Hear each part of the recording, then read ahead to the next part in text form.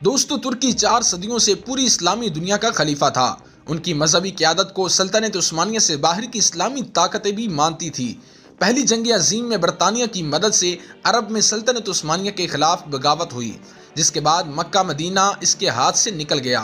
6 साल बाद सन 1924 में खिलाफत का निज़ाम खत्म हो गया, जिसको अब 2023 में वापस आना है। लेकिन सवाल यह है कि सल्तनत उस्मानिया में कौन कौन से ममालिक वापस आ सकते हैं।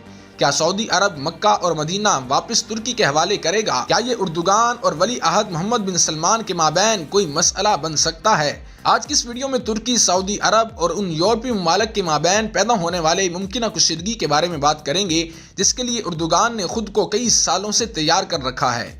वीडियो की तफसील में जाने से पहले आपसे गुजारिश है कि हमारे चैनल को सब्सक्राइब कर लें, ताकि मज़ीद ऐसी मुस्तनद खबरें आप तक पहुंचती रहें। और आज की इस वीडियो को आखिर तक जरूर देखिएगा। दोस्तों, सदर उर्दुगान ने कई बार कहा कि तुर्की वाहिद मुल्क है जो आलम इस्लाम की क़यादत कर सकता है। ये जाहिर है कि जब उर्दुगान ये कहते हैं तो उनके जहन में सल्तनत उस्मानिया की मिरास होती है। सल्तनत उस्मानिया की बात करें तो ये सोवियत यूनियन से बड़ी थी, जो कि 22 मिलियन मुरब्बा किलोमीटर पर फैली हुई थी।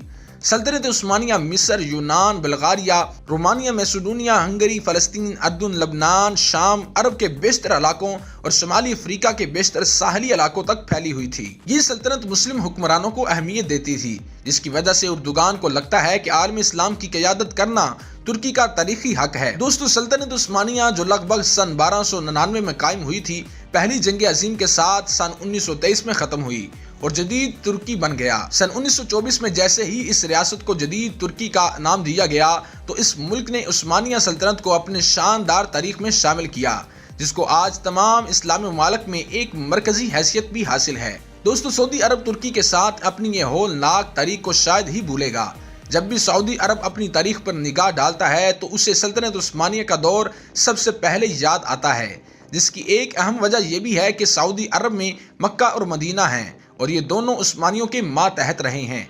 और इसी हवाले से एक और हैरान कुन बात यह भी है कि सऊदी अरब के मौजूदा हुक्मरान 84 साला शाह सलमान और 34 साला वली अहद शहजाद मोहम्मद बिन सलमान अब्दुल्ला बिन सऊद के ही खानदान से ताल्लुक रखते हैं, जिनका आया सूफिया के सामने सर कलम किया गया था। दोस्तों, दूसरी जानिब सऊदी अरब को लगता है कि इस्लामी मुकद्दस मकामात मक्का और मदीना मुनव्वरा इसके पास हैं, जो ईवान ने सऊद के मातहत हैं, और हर साल पूरी दुनिया से 20 लाख से ज्यादा मुसलमान वहां आते हैं। ऐसी सूरत हाल में सिर्फ वही आलम इस्लाम की क़यादत कर सकता है। सल्तनत उस्मानिया के दोबारा क़याम में तीसरा खिलाड़ी ईरान है, जहां शिया लोग हैं।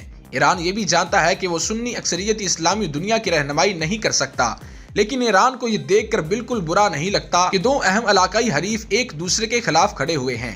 सऊदी अरब और तुर्की के माबैन तसादुम पर मगरबी ममालिक का रद्द अमल ईरान के लिए दिलचस्प होता है। दोस्तों, अब बात करते हैं कि सऊदी अरब कैसे तुर्की की सल्तनत उस्मानिया को अपने लिए खतरा समझता है। उर्दुगान का मजहबी लगाव और सऊदी अरब को रोकने की हिकमत अमली बैक वक्त चल रही है। उर्दुगान ने मुतअद्दिद बार सऊदी अरब को रोकने की कोशिश की।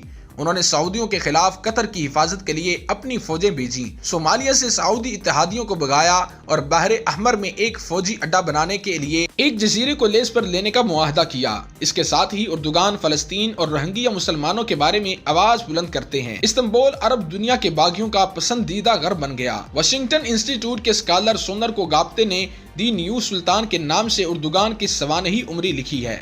इस सवानही हयात में उन्होंने लिखा कि तुर्क सदर की खारजा उमूर की हिकमत अमली का हदफ ये है कि वो मुसलमान होने के एहसास से तफाखुर को वापस लाएं। वो सल्तनत उस्मानिया की एक बड़ी जदीद शक्ल लाना चाहते हैं, ताकि तुर्की इस्लामी अजमत का कायद बन सके। उर्दुगान की ख्वाहिश के पीछे एक तवील मासी है। दोस्तों, उर्दुगान का नया तुर्की सऊदी अरब के लिए एक चैलेंज है, क्योंकि यह मुतबादिल इस्लामी नमूना पेश कर रहा है। इससे सऊदी अरब की वजूद को खतरा है, क्योंकि तुर्की इस्लामी और जमहूरी दोनों ही है। इस सब के बावजूद ये भी हकीकत है कि उर्दुगान एक जमहूरिया पर हुक्मरानी कर रहे हैं, जहां पार्लिमान भी है, अपोजिशन भी है और सिविल सोसाइटी भी है, जबकि सऊदी अरब में ऐसा कुछ नहीं। गुज़िश्ता साल सऊदी दबदबे वाली इस्लामी ममालिक की तंजीम OIC को चैलेंज करते हुए कुआलालंपुर में एक इजलास हुआ, जिसमें ईरान, तुर्की और मलेशिया ने पुरजोर शिरकत की, लेकिन सऊदी इत्तेहादी ममालिक ने पाकिस्तान को इसमें शिरकत करने से रोक दिया था। उर्दुगान चाहते हैं कि वो सऊदी दबदबे को चैलेंज करके अपना सिक्का जमाएं। انہیں لگتا ہے کہ OIC اسلامی ممالک کی آواز نہیں بلکہ سعودی ثوابدیدی کو پورا کرنے کا ذریعہ ہے۔ اردوغان OIC کے متوازی ایک تنظیم بنانے کی کوشش کر رہے ہیں۔ دوستو، ترکی کے شہر استنبول کے جس میوزیم آیا صوفیہ کو ماضی میں ملک کے صدر نے مسجد میں تبدیل کر دیا ہے، اس کے عین سامنے سن 1818 میں سعودی عرب کے شاہ عبداللہ بن سعود کا سر قلم کیا گیا تھا۔ سلطنت عثمانیہ کے فوجی شاہ عبداللہ بن سعود اور وہابی امام کو ایک زنجیر میں جکڑ کر استنبول لائے تھے۔ جب عبداللہ کا سر قلم کیا جا رہا تھا تو ایک بڑا ہجوم آیا۔ صوفیہ کے باہر جشن منایا جا رہا تھا۔ آیا صوفیہ کے باہر عبداللہ کی سربریدہ لاش کو 3 دن تک رکھا گیا تھا۔ اس دوران سلطنت عثمانیہ کے فوجیوں نے اس وقت کے سعودی دارالحکومت دیریا اور ریاض کے مفاذات میں حملہ کیا تھا۔ دوستو، اگر پاکستان کی بات کریں تو پاکستان کی ترکی سے محبت کا یہ عالم ہے کہ پاکستان میں ٹی وی ڈرامہ ارطغرل نے ناظرین کے لحاظ سے تمام ریکارڈ توڑ ڈالے۔ لوگوں نے اس ڈرامے میں شامل اداکاروں کو سلطنت عثمانیہ کی حقیقی کرداروں کے طور پر دیکھنا شروع کر دیا۔ ڈرامے کے خواتین فنکاروں کی پرانی حقیقی تصاویر دیکھ کر پاکستان کے لوگ برق اٹھے اور اصل زندگی میں ان کے لباس اور انداز پر سوشل میڈیا پر اعتراض کیے جانے لگے۔ جب ترک صدر اردوغان پاکستان کے دورے پر آئے تو وزیر اعظم عمران خان نے مشترکہ پریس کانفرنس میں بڑے فخر سے کہا کہ ترکوں نے کئی سو سال تک ہندوستان پر حکومت کی تھی۔ جس حوالے سے ماہرین نے بھی کہا کہ اردوغان نہ صرف اسلامی دنیا کی رہنمائی کرنا چاہتے ہیں بلکہ وہ یہ بتانے کی کوشش کر رہے ہیں کہ اسلام بہترین مذہب ہے۔ اردوغان کا اسلامک پروجیکٹ یہ ہے کہ اس میں مسلمانوں کے لیے عثمانیہ سلطنت اپنے اعلیٰ ہونے کا جب تلوار، تشدد اور قدامت پسندی ہے۔ دوستو، عمران خان نے اردوغان کے ساتھ پریس کانفرنس کرتے ہوئے یہ بھی کہا تھا کہ آپ کے آنے سے ہم سب کو اس لیے بھی خوشی ہوئی ہے کہ ہماری قوم سمجھتی ہے کہ ترکی سے ہمارے رشتے صدیوں پرانے ہیں۔ ترکوں نے تو 600 سال تک ہندوستان پر حکومت کی تھی۔ اس کے دہائی میں پاکستان پر حکومت کرنے والے فوجی عامر ضیاء الحق نے کہا تھا کہ پاکستان ایک نظریاتی ریاست ہے۔ اگر آپ پاکستان سے اسلام کو نکال کر اسے سیکولر اسٹیٹ بنا دیں تو یہ بکھر جائے گا۔ پاکستان غیر ملکی مسلم شخصیات سے اپنی پہچان جوڑنے کی کوشش کرتا رہا ہے۔ عمران خان کی طرف سے عثمانیہ سلطنت کے بارے میں بننے والے ٹی وی ڈرامہ کو دیکھنے کی اپیل پاکستانی حکمرانوں کی اپنی پہچان تلاش کرنے کی کوشش کا ہی حصہ ہے۔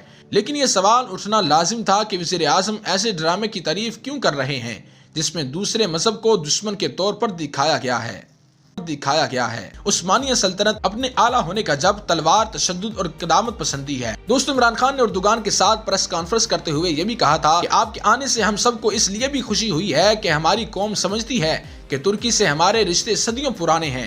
ترکوں نے تو 600 سال تک ہندوستان پر حکومت کی تھی۔ اس کے دہائی میں پاکستان پر حکومت کرنے والے فوجی عامر ضیاء الحق نے کہا تھا کہ پاکستان ایک نظریاتی ریاست ہے۔ اگر آپ پاکستان سے اسلام کو نکال کر اسے سیکولر اسٹیٹ بنا دیں تو یہ بکھر جائے گا۔ پاکستان غیر ملکی مسلم شخصیات سے اپنی پہچان جوڑنے کی کوشش کرتا رہا ہے۔ عمران خان کی طرف سے عثمانیہ سلطنت کے بارے میں بننے والے ٹی وی ڈرامہ کو دیکھنے کی اپیل پاکستانی حکمرانوں کی اپنی پہچان تلاش کرنے کی کوشش کا ہی حصہ ہے۔ لیکن یہ سوال اٹھنا لازم تھا کہ وزیر اعظم ایسے ڈرامے کی تعریف کیوں کر رہے ہیں جس میں دوسرے مذہب کو دشمن کے طور پر دکھایا گیا ہے۔